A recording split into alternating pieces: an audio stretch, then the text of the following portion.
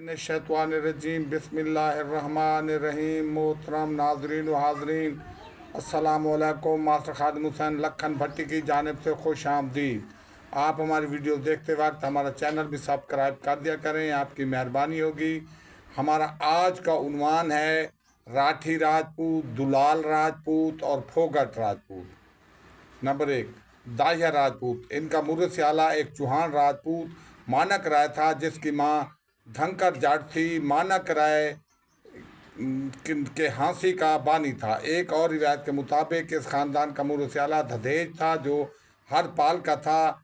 हरिया हरपाल पृथ्वीराज चौहान का बेटा था। दहिया खानदान राजपूतों के 36 शाही खानदानों में से एक है। सम्राट जाट कबीले का मुर्शिद आला सेहरा तंवार और राजपूत था, जो राजा अनंग पाल की औलाद में से था। ये लोग सांपला की समाइल मशरकी और हद रोहतक की तहसील सनपत और दिल्ली के मुल्हका हिस्सों में रहते थे। इनके बारे में तारीख़ राजपूत कबाइल के मुसन्निफ लिखते हैं, रशीदिया की औलाद हैं। टांक से 10 मील के फासले पर नया टीला नामी इनकी राजधानी था। 14वीं सदी तक ये कबीला यहाँ हुक्मरान रहा। 36 शाही खानदानों में है। वैया रशी का जिक्र को रगवीद में मौजूद है। इब्तदाई मस्कन जैसलमेर का गिरदो नवा था, मगर बाद में ये लोग आकर बीकानेर में आबाद हो गए। बीकानेर भी ये ख़ानदान हुक्मरान रहा। नंबर 2, गोलिया राजपूत। गोलिया या गवालिया एक बहुत ही अनोखा कबीला है। इनका कहना है कि वो असल में ब्राह्मण थे, जो एक शराब फरोश के घर से बाहर बड़े बड़े पीपों में पड़ी हुई शराब पी गए, जिनसे इनकी ज़ात ख़त्म हो गई। मकामी ब्राह्मण इस कहानी को बिल्कुल सच मानते हैं। गोलिया या गवालिया जाटों के साथ रिश्ते नाते कर लेते हैं, लेकिन दागड़ या सलांगी के साथ नहीं करते। ये लोग तकरीबन 30 पोस्ट कबल अंदौर से रोहतक आए थे। रोहतक और हिसार में आज भी इनके नुमाइंदे मौजूद हैं। नंबर 3, राठी और धनकर राजपूत। सरस में लफ्ज़ राठ पचाडा का हम मानी है। ये इसका इस्तेमाल सतलुज के मुसलमान जट्टों या राजपूतों के लिए किया जाता है। इसका मतलब ज़बरदस्त बताया जाता है। रोहतक में तमाम राजपूत नस्ल से होने का दावेदार जट्टों का एक अलहदा राठी कबीला है, और वो इस खता के कदीम तरीन बशिंदों में से हैं। इनकी नस्ल रोहल और धक्कड़ जाटों के मुर्शिद आला के भाई से चली। ये तीनों आपस में शादी ब्याह नहीं करते। राठी दहली और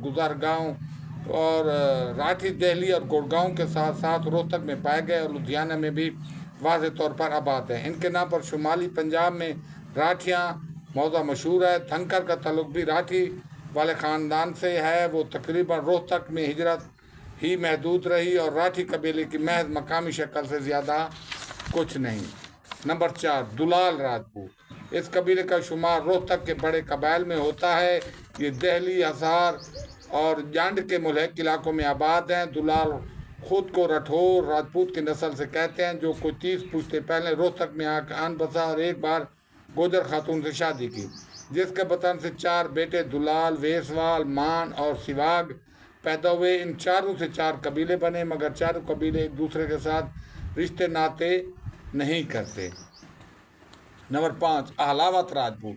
अहलावत को एक चौहान राजपूत की औलाद बताया जाता है, जो तकरीबन 30 पुश्त कबल सांबर से जयपुर आया। इससे अहलावत, औलियान, बीरमार और जॉन जाटू ने जन्म लिया। शुरू में ये एक दूसरे से रिश्ते नाते नहीं करते थे और अपने मुर्शिद आला सदोवेब के सपूरी बन गए थे। भारत के कई शहरों मसलन रोहतक, दिल्ली और करनाल में इस कबीले के अफराद आबाद हैं। नंबर 6, वेसवाल राजपूत।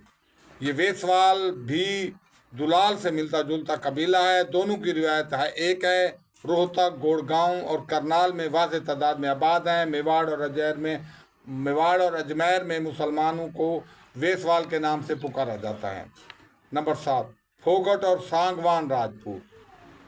जांड में इस कबीला की काफ़ी अहमियत है और ये गुड़गांव, रोहतक के नवाही इलाकों में भी फैल गया है। सांगवान की नस्ल जाखड़ के मुर्शिद आला से चली। इनका मरकजी मकाम जांड है, लेकिन रोहतक और हिसार में भी मौजूद हैं।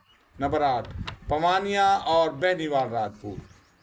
पवानिया हिसार का एक कबीला है, लेकिन रोहतक, सरसा, जांड और पटियाला के अलग थलग हिस्सा के अलावा अम्बाला में भी आबाद है।